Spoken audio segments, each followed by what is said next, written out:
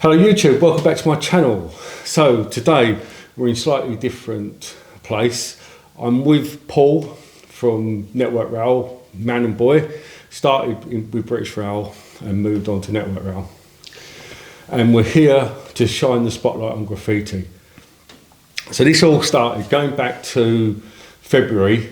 I was at Doncaster Model Railway exhibition exhibiting, and my layout was, as it happened, right next door to the model centre. And, well, who don't like to go and look at the showcase?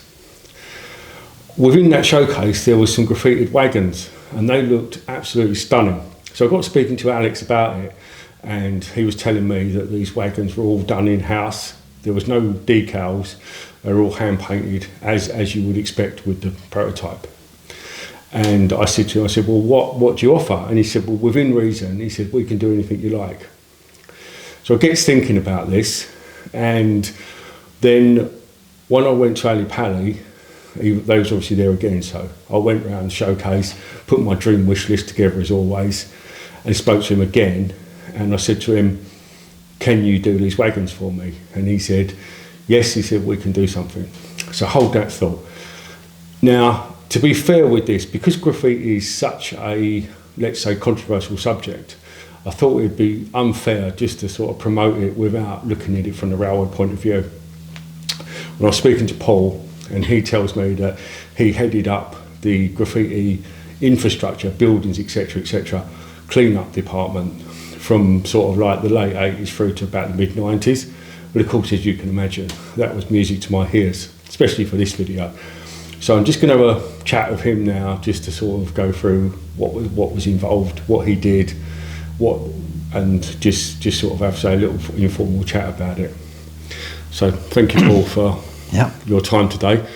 So within the graffiti then, when did you think you first started seeing it on the railway? I think it was in the late 80s, really. Sometimes in station buildings and stuff before it moved on to trains.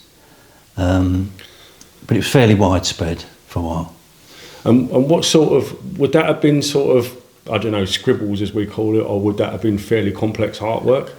I don't remember it being very complex. It was more of less quality and squiggles, those sort of things, or small tags or whatever. But I don't remember it being particularly arty at the beginning. Okay.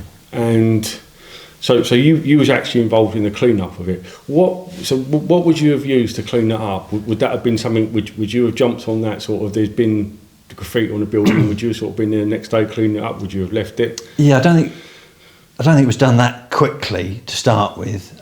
It took time to really to understand the problem and start using machines like high pressure washers. And then we started to look at different chemicals which help to break down the paints to make it come off easier. So we weren't rushing into repairing them immediately, but as time went on, they liked to try and remove things as quickly as possible. But obviously it took resources to do that. And I assume that meant money? Yes, it would obviously divert staff from their normal maintenance or whatever duties, do that, and equipment and materials and some of the chemicals. So it all took money, yeah. And was efforts made to try and sort of, I assume that you made efforts to try to prevent this, although I suppose that was quite difficult. Yeah, it wasn't easy. I think the best thing we ever sort of tried was some paints and applications that would try and make it easier to clean it off in the future. There wasn't really any way you could stop them going back if they wanted to. It's just not that easy. So effectively, you clean one bit of wall one night and then you'd be back there the next day, almost. That's potentially the case, yeah. Yeah, I'm not sure how common they struck, I can't remember, but yeah, that was always a risk. Another area where we used to get a lot of graffiti was on substations, line-side buildings, which obviously was much easier for them to go out and paint because they sat in the middle of nowhere, less chance of being disrupted. So they and large surfaces, large wall surfaces to paint on. So they became a little bit more arty with that sort of thing. But again, We just have to try and clean it off when we got the opportunity. Would that have been dangerous though for the graffiti artists? Most of the substations, it's not an issue because everything's inside and there wasn't a lot of dangers outside. Some of the older type substations were a bit more risky, but they wouldn't have gone into the danger areas. I'm thinking about, would it have been in close proximity to running tracks and bits and pieces like that? Sometimes, yeah. Not too close, but there's some would be closer than others. But some of them, again, would be quite a way set off, which would, again, make it easier for them to do. And as I say, again, I suppose some of that money would have come like directly from our ticket prices, wouldn't it? Again, you've got to put resources on that, and it does cost money, and it just takes money away from maintenance or new works. So it's spent on something which is avoidable if it wasn't happening. And obviously it's a problem that's got worse over the years. I assume that, as you said, you wasn't too involved in it, but I suppose you must have seen it sort of over the years getting worse. I think in the mid to late 90s, I think it was getting worse. And that's when, for like rolling stock, they started to have more protective methods with fencing, CCTV cameras at sidings and depots to try and minimise the effect. But again, that's even costing more money to try and stop it, which again was going to be reflected on people's prices to pay for trains. Yeah, because there's obviously quite a lot of it on rolling stock these days, but that wouldn't have been within your remit. No, although I did work in rolling stock in my early career, no, I wasn't involved in that, but I was aware that they tried to remove graffiti as quickly as they could on trains, on passenger trains, because it obviously gives a bad view of the railway that they're letting graffiti stock in use. So sometimes they would take stock out of use, out of service, so they could clean things off. And again, that would be sort of a downside for the travelling public if your train was cancelled because someone had graffitied it up the night before. Yeah, it could make a train shorter if it just not a unit, or other reason you might have a train not running. But obviously it was a bit very difficult for them to manage. While substations in many cases would not be a particularly dangerous area for them to do their graffiti, you could even see a lot of graffiti on the run into stations like London Bridge, where we've got the massively long viaduct above the ground level where all the trains come into London, Charing Cross, etc., Cannon Street. You see a lot of graffiti on the walls, just on the sides of the 8 or 10 track areas, and you see all that. And I'm hoping they were doing that at night because it's in a dangerous zone to access if they were moving trains.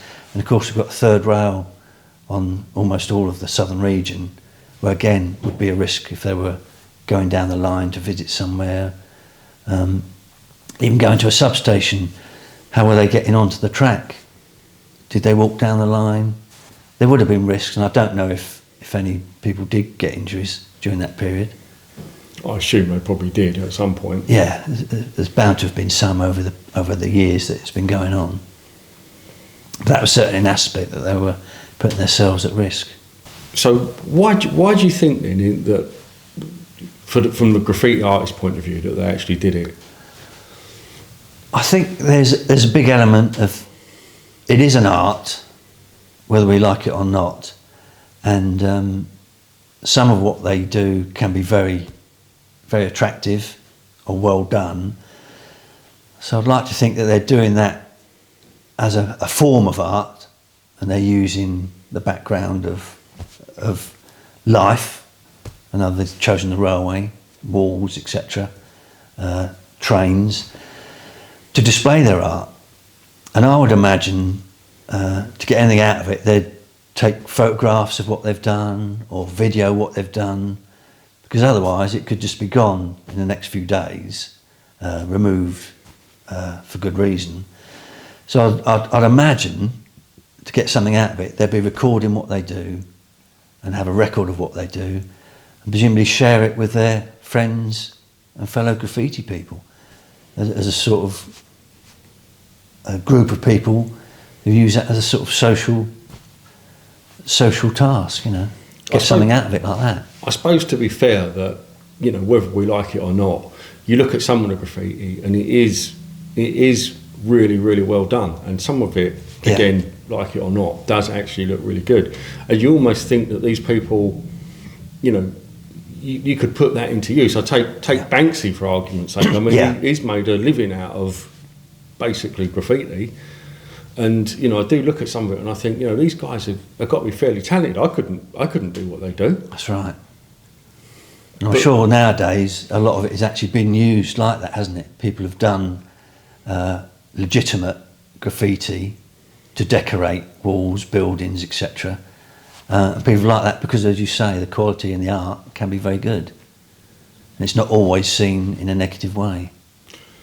I have seen some wagons running around where they've, obviously the graffiti artists these days don't tend to graffiti over the wagon numbers. I have actually seen it where they have graffitied over the wagon numbers, and they've actually, the railway have just painted the numbers back in over the top of the graffiti and left the graffiti. Would that be because it's cheaper to do that, or maybe if we clean this wagon, possibly it's going to be re-graffitied? I know that wasn't your specialised subject, but I just... No, I think you're right, because especially with wagons, it's always been the case, even of repainting a wagon is very low on the highlights of the owners of wagons. Bear in mind, a lot of wagons, freight wagons, are owned by big companies or leasing companies, and wagons have never been looked after in the same way as passenger trains.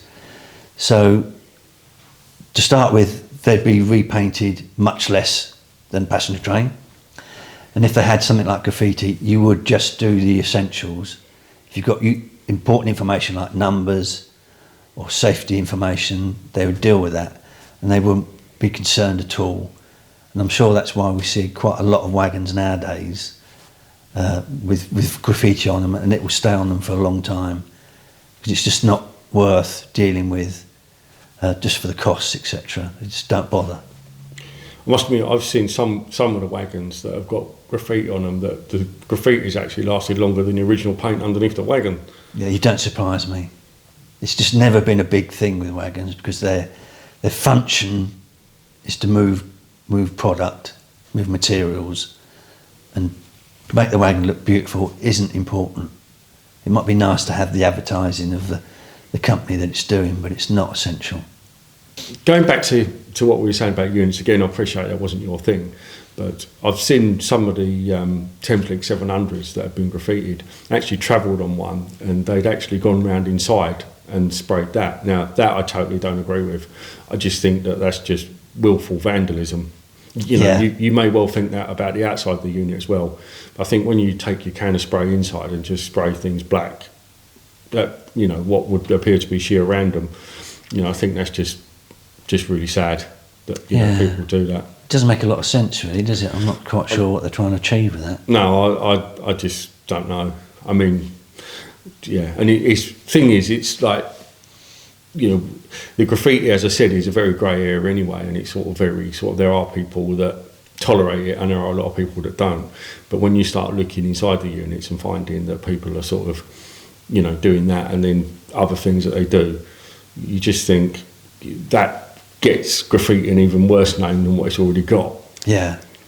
I'd imagine there'd be different views within the graffiti, the range of different people. I imagine they'd have different ideas of what they're doing. I'm sure some would be more art-based, but you're right, some might just have more grievance or anger to do certain elements, I'd imagine. So there's probably quite a wide variety of different involvement. Yeah, I hadn't really thought about it like that. But yeah, as you say, some not all the same, so it could be. Yeah. Going to... I was looking through some pictures of my own, trying to find sort of graffiti from sort of like going back to sort of some of the earlier days. And one of the earliest ones I can find is a signal box at Exeter Central in 1992 that had scribbles on. Yeah. But sort of I think probably from sort of like where my railway's based, where Phoenix Parkway's based in sort of like the 1980s, I can't remember seeing sort of any graffiti. I'm sure it would have been. I mean, there was a big thing around the sort of the poll tax. That takes you back, Yes. doesn't it? And I'm sure there probably would have been, you know, people sort of like spraying on the walls about that. But whether or not that would have been, that might have been sort of on the outside of a railway building, but it wouldn't have been plastered over things, I'm guessing. And what would that have been, the mid-80s poll tax? Late 80s? Yes. Yeah, I'm sure there'd be something like that. We probably don't have a good memory of this sort of thing. It didn't always stand out, and there are a lot of other things going on, so it's hard to remember exactly what we actually saw, really, isn't it? It is. I mean, it's only really sort of more recent times that I've actually taken an interest in graffiti. I mean, to be fair, today, if I see a graffiti wagon, I'm really gutted if I can't photograph it. I'd make more of a point of doing that than I would a normal one. But probably 10 years ago, a graffitied wagon I wouldn't even have photographed. I'd have just thought, you know, that shouldn't be like that, and left it. Yeah. With my interest of departmental wagons, back in the early 90s, I don't remember a lot of wagons being hit. A few occasionally with small amounts of graffiti, but it was certainly rare on that sort of wagon. Yeah, I've been looking at some of my own pictures and other people's pictures, sort of based around sort of again my period, and I just can't find anything with graffiti on, or as you say, very few.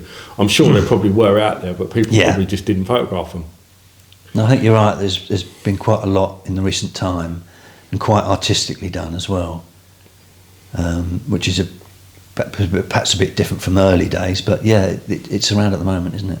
It is. It's around at the moment, big time. And some of it makes a statement. Yes. Yeah.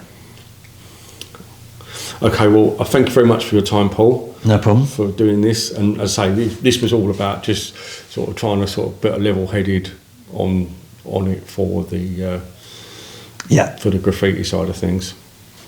And say, as railway modellers, we have a choice. Yes. We can either add it or we can't. As for the real railway, they haven't really got a lot of option. No. They can put as many barriers up as they like, but you know, as we've seen, people get on the railway and they will graffiti, and they will. I think that's going to continue until, continue.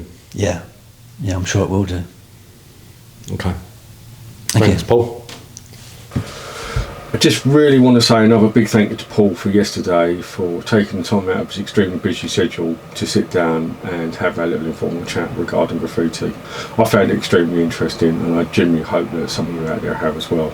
It's nice sometimes to get a perspective, or sort of the railway's perspective of these things, and I felt that was the fairest thing to do, given the say that graffiti is a very sort of controversial subject at best. And there are a lot of people out there that you know, obviously don't like it for good reason, and I didn't I felt that I couldn't really make the video without sort of exploring that side of it as well. So yeah, big thank you to Paul for yesterday. So as I said, as railway modellers now, we have a choice. We can do graffiti if we wish, or if you don't have to. There's, you know, obviously there's no hard and fast rules to any of it. So just stepping away from graffiti just slightly and sort of coming back and putting everything under the umbrella of weathering. So I suppose a question you could ask yourself is, well, why would you want to weather anything? I mean, after all, you do occasionally see brand new rakes of wagons running down the track, just out of the box as I'd call it, or equally there's rakes of wagons that have been refurbished, so therefore they're immaculate as well.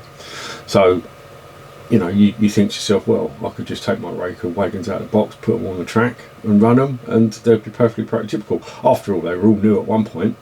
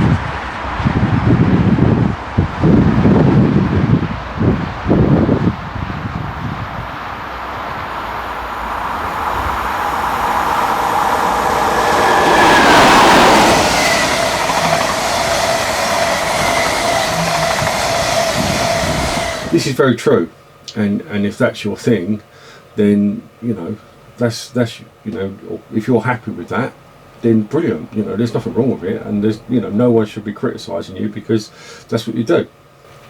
Myself personally, I like to weather stuff because I think it just gives it that slightly more unique look, if you know what I mean. So it just looks different from the wagon behind, and that's really it. Obviously they do, the wagons do get dirty within use anyway, but some of them, like take this TTA in front of me, that's about as dirty as that got really sort of in the 80s. Come sort of like the 90s, they did get, they were absolutely filthy, and through today, wherever many of them are left or whatever sidings they're relinquishing on at the moment, they won't look like that at all. But back then they were actually kept relatively clean. Now I don't know whether or not that's because of what they were conveying, or if that's just because people sort of took a bit more pride in it, or there was a bit more time to do that sort of thing, as opposed to today it's about moving a commodity. As Paul had said with the wagons, they're there to move a commodity and that's it, and if they get dirty, they get dirty. So as I said, I'm no weathering expert, but I actually think this one looks quite nice. It's sort of fairly lightly done, and it's all been done with oil paints. If you're confident enough to do something like that, then that's fine, but if not, going back to our friends at the Model Centre, they do offer an extensive weathering service as well, so you can, they will weather wagons up to look like this as well for you. So what I'm going to do, just for this video, I've just decided that we're just going to do a little tiny bit of weathering just on the bogies, which is something that maybe you could do, and you're not, if you don't feel that you're sort of confident enough to touch the wagon, but you sort of think, well, maybe if I just sort of dirty up the underside, then that could even make a wagon look different, because at the moment the bogies on this one are still completely clean. And for this, what I'm going to use is some soft pastels, and I've chosen the 2 browns, a little tiny bit of the yellow, and a little tiny bit of that colour as well, just to sort of mix all together. I've sort of come up with that colour there. I know there are lots of different things on the markets and bits and pieces for getting things, but the soft pastels I quite like using, because you can sort of mix and match your colours and sort of put them all in. I know you can for everything else, but they do offer sort of quite a wide selection of colours, and basically I just use a knife just to scrape them off, just to sort of turn it into sort of back into the pigment.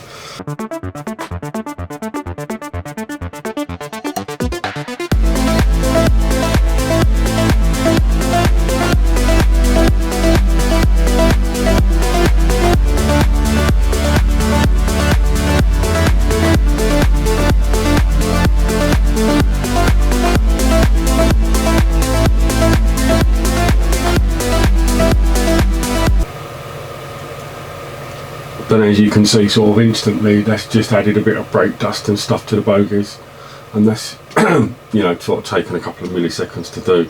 So even if you're not really that confident with sort of weathering per se, then that's maybe just something you can do, and this sort of it just changes the wagon up just slightly. But as I said, I definitely know TMC offer sort of a wide range of things, and that's the sort of thing that you would get.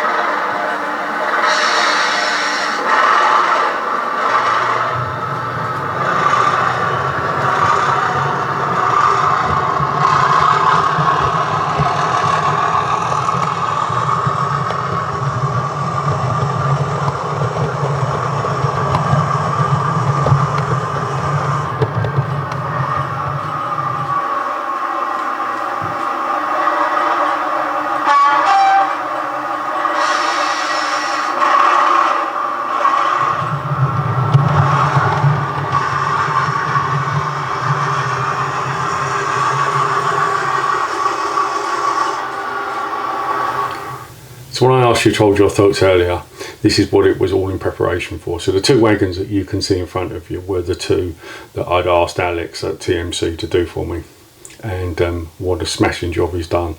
Especially, I do love the one with, I think it's Officer Krigley, isn't it, with the gun. I just think that is just mind-blowing. And then you've got Bart having a bit of sunshade in the back, which again is really good. These are not exact copies of what the wagons were, but what I'd asked him to do was kind of like work on that theme. But to be fair, I'm sure any graffiti artist that's watching this probably will go out and copy the Officer Krigley one, because I was just absolutely awestruck when I see that. I just thought, that was just so much better than what I thought it was ever going to be. Just, my hat goes off to the guy for doing that. And as I said, it's not an exact copy. I'll post up some pictures of the wagons that the inspiration came from. But just a fantastic job. Obviously, this particular rake is not really, this particular rake is kind of like my fantasy rake, if you like. So don't think any of those wagons, or especially in them liveries anyway, belongs anywhere near the 80s. I think the earliest ones would be the earliest wagons will be the blue ones that are coupled next to the silver one. I think they're probably in that livery, they were probably about 92, 93. And then all the rest of the rake just sort of like gets older and older. I think the 2 that I picked up on the back, they're probably 94, 95, and I think these 2 weathered ones are a lot closer to 2000. But as I've said before, they do fit in with the RFD theme. And when you're looking at such, absolutely outstanding artwork on there, you just can't do anything but run them. But it is my fantasy rake, which I suppose gives me the right to run them as they are. But well done TMC. You've done an absolutely fantastic job. As I said, that's just more than what I was expecting. Didn't really know what to expect, because I said I'd give them a bit of a free hand. But when I come back and I see them, I was just gobsmacked. So well done.